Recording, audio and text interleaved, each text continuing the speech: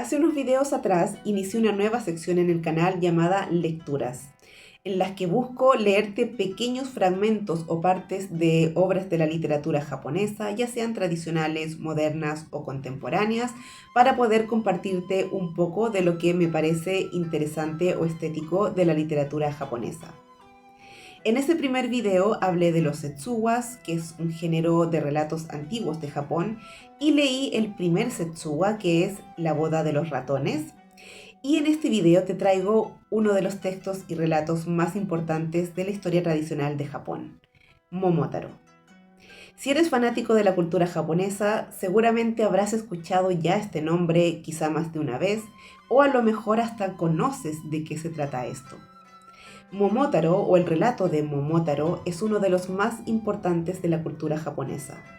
Yo lo ubicaría como el más importante después de los relatos fundacionales, como los que hablan de los dioses, por ejemplo, de Amaterasu, de Susanoo, que por cierto también lo vamos a ver algunos de ellos acá.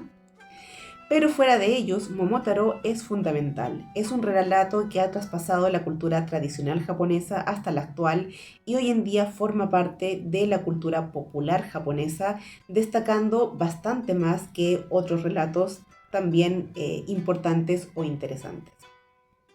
Como hago o pretendo hacer en todos estos videos, primero voy a leer el cuento para que lo puedas conocer y luego vamos a comentar un poquito acerca de los detalles o dar un poquito más de información para ponerte en contexto y poder, digamos, entender el cuento a cabalidad.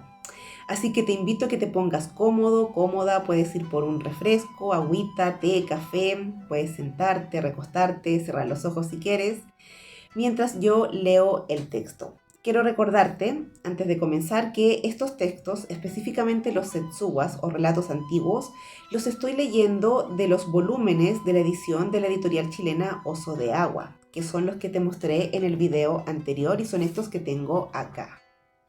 Este es el primer volumen y este es el segundo, ¿no?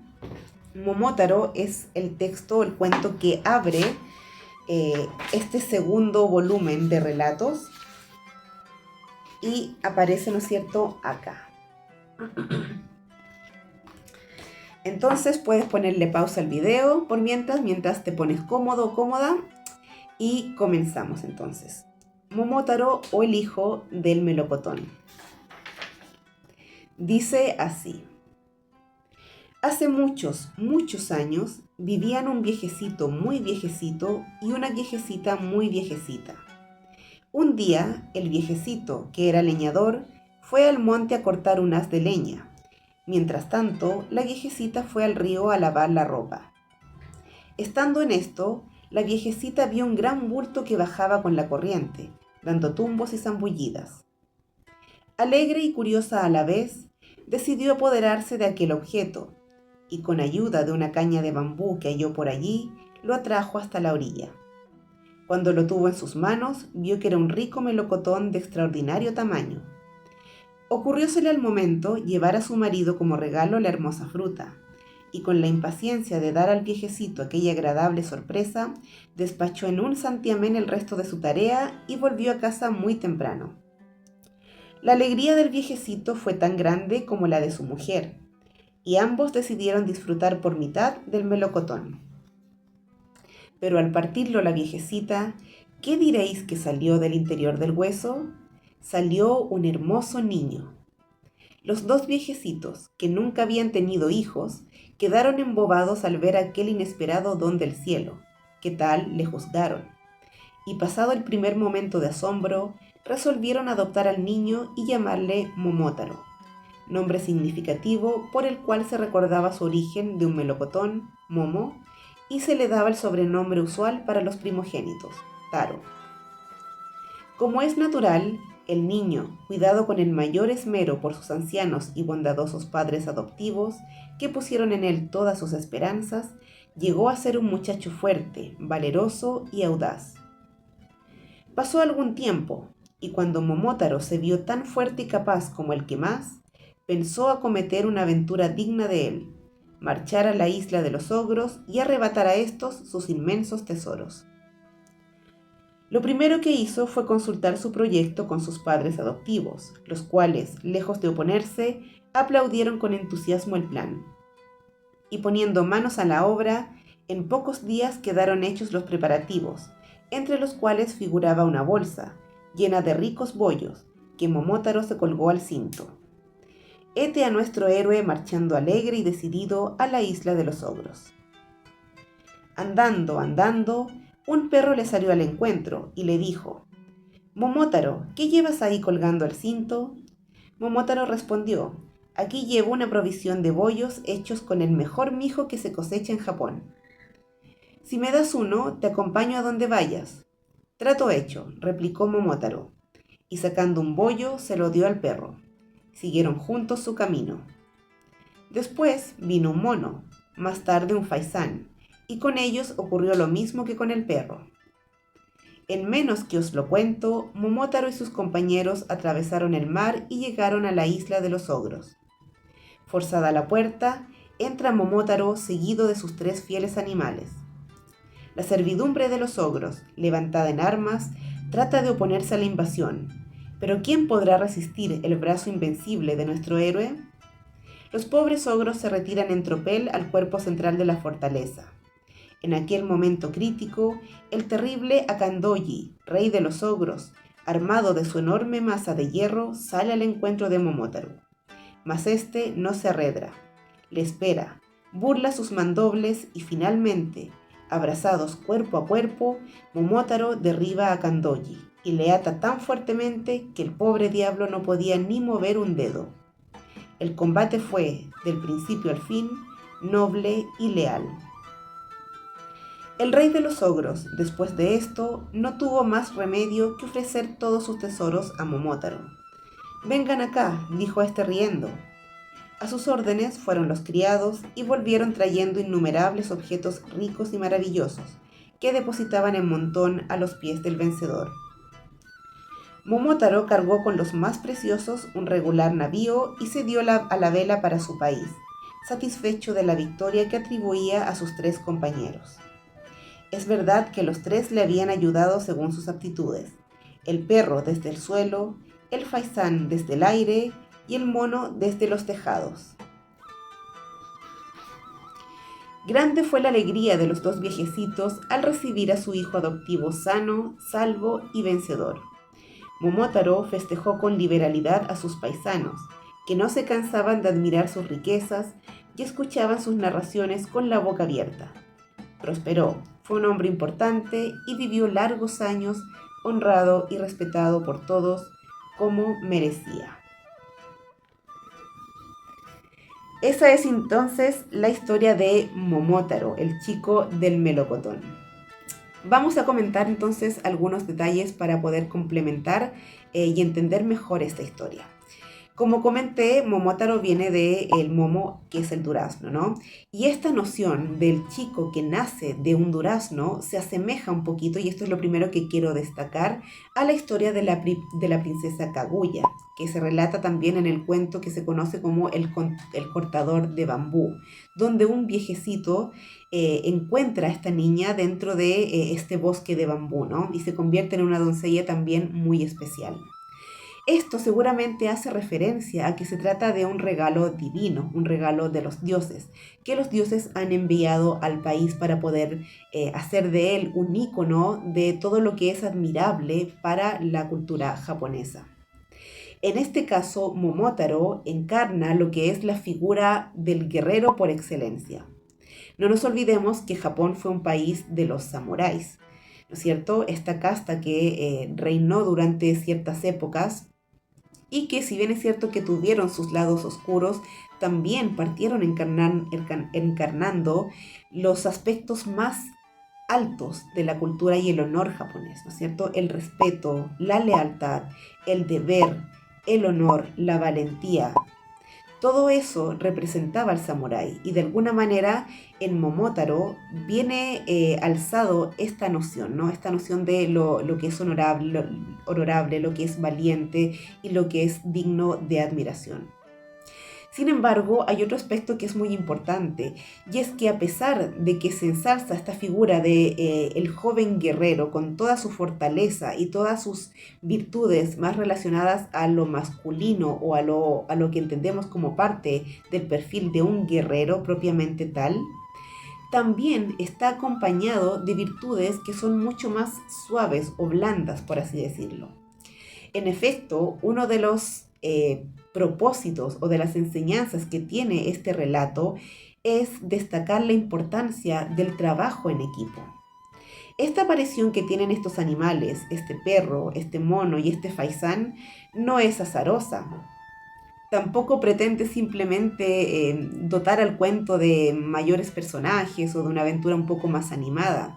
Tiene mucho que ver con la importancia que tiene la compañía y el apoyo de todos. Recordemos que Japón es una cultura muy colectiva, donde el trabajo en equipo es muy importante. Y es esto precisamente lo que este relato busca enfatizar. El hecho de que ponga animales en vez de personas me parece significativo, porque también ensalza la noción de que cada criatura o cada especie, en este caso animales de distinto tipo, tienen cada uno distintas habilidades y cada uno aporta y ayuda desde sus habilidades. El entender que el aporte de todos es importante y que necesitamos también el aporte de todos es fundamental. Momotaro ganó porque era un hombre noble y fuerte, pero también porque fue capaz de aceptar a sus amigos, a sus colegas, a las personas o animales en este caso, que se le unieron para este combate, ¿no? De esta manera el trabajo en equipo, ¿no es cierto? Esta recompensa, esta suerte de tú me ayudas y yo te ayudo es fundamental también para la cultura japonesa. Por otra parte, no puedo dejar de mencionar el hecho de que la historia de Momotaro, con toda la simpleza que tiene estructuralmente hablando, recuerda mucho al famoso viaje del héroe, del que ya he hablado en varias ocasiones, en varios videos, y que forma parte tanto del crecimiento espiritual o el camino de la persona a lo largo de su vida, como también de una estructura típica que se utiliza en la literatura, que es básicamente un camino. Y si bien es cierto que en este caso la historia o el planteamiento o el problema es bastante más simple, ¿no es cierto? Un combate que hay que ganar. Lo cierto es que dentro de su simpleza tiene también parte de estos elementos, ¿no? Hay un llamado a la aventura, hay gente que se une, hay peligro, ¿no es cierto? Hay una segunda vuelta a combate porque primero son los aliados o los subordinados del demonio principal y luego viene el demonio principal y luego viene la recompensa. También es muy simbólico porque es el momento en que este héroe que fue traído a la tierra para eso, para ser un héroe, demuestra su valía y demuestra su esencia. Y demuestra por qué los dioses lo enviaron precisamente de la manera en que lo enviaron. Si buscas Momotaro hoy en día, te vas a dar cuenta de que hay cientos de relatos, adaptaciones, incluso obras animadas con respecto a eso. Y va a ser que no, si Japón es experto en hacer animaciones. Hay varias animaciones que se han hecho relatando esta historia y te invito a que las veas por ahí, son muy interesantes, muy entretenidas. Vienen también en japonés, pero también tienen su traducción si las buscas en YouTube y es muy interesante realmente poder verlas.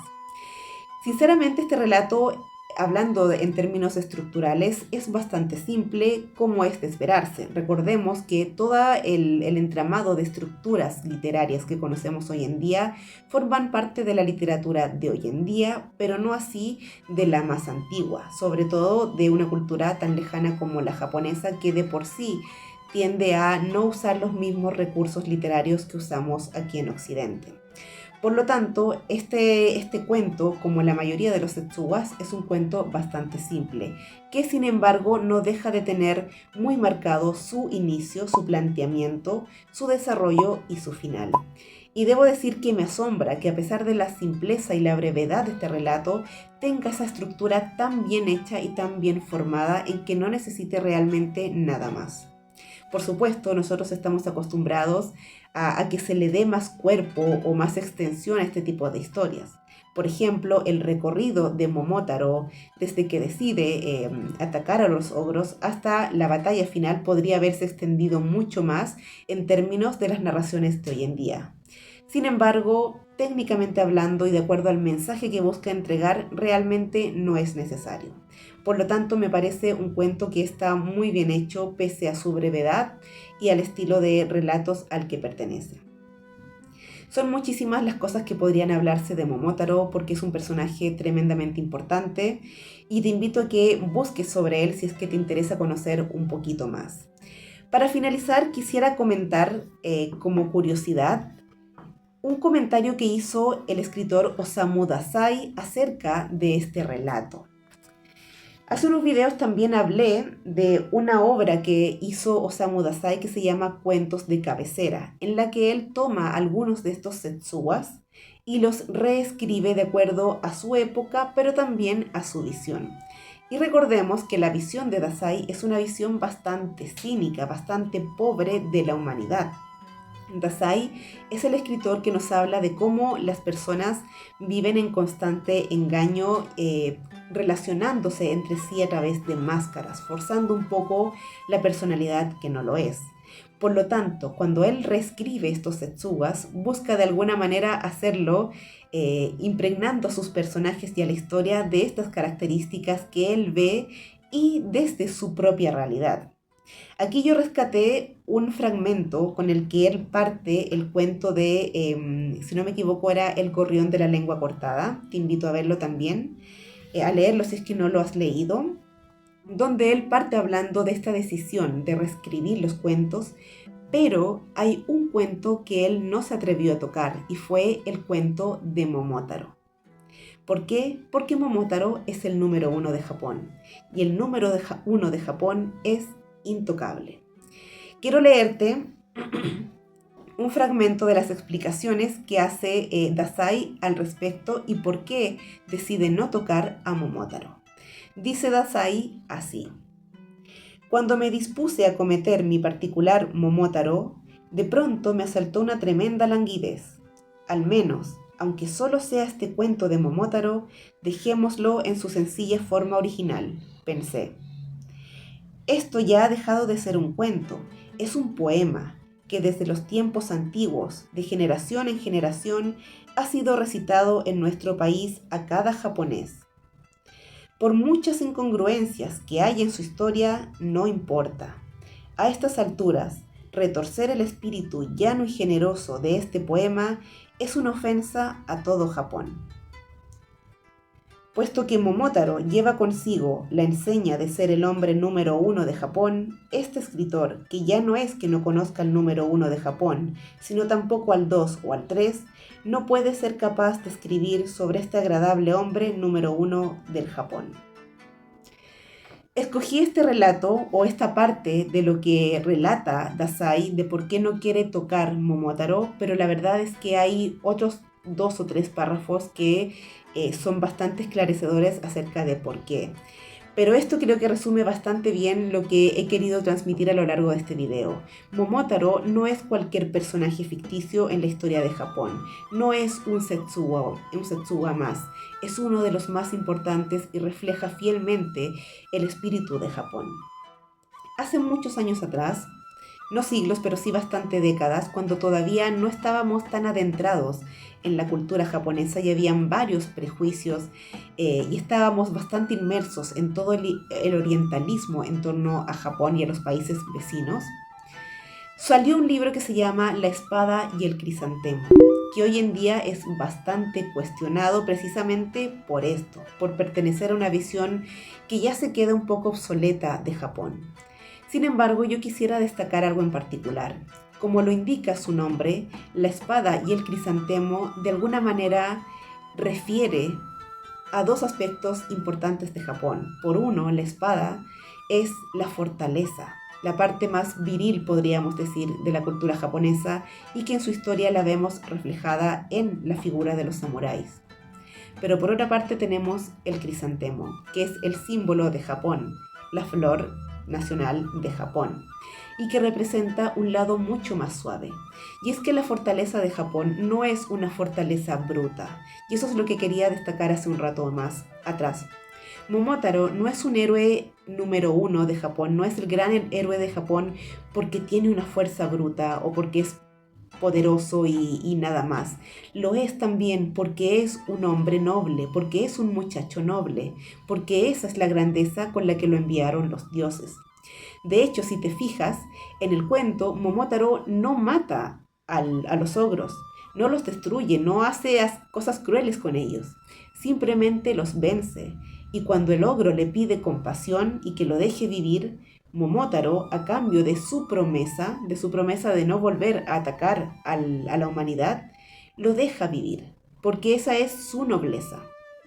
El crisantemo, a mi manera de verlo, es esa suavidad, ese lado soft o más suave o más blando, que lo que hace es no tener la debilidad en sí, sino más bien la suavidad de los valores, del honor, de la compasión, de la colaboración, de la amistad, que reflejan en este cuento todo lo que hace a Momotaro el guerrero que es.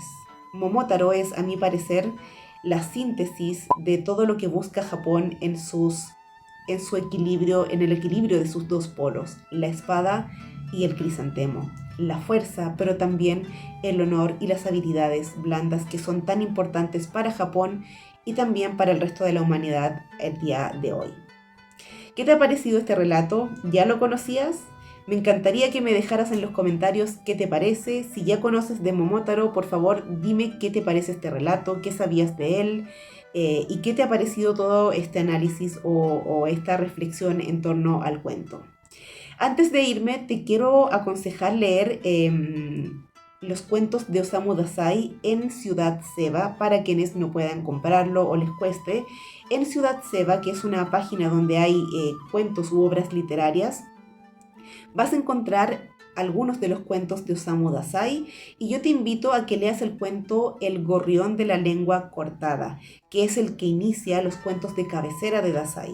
Ahí vas a encontrar toda esa introducción que hace Osamu Dazai acerca de estas reescrituras que él hace y por qué él se niega a reescribir el Momotaro.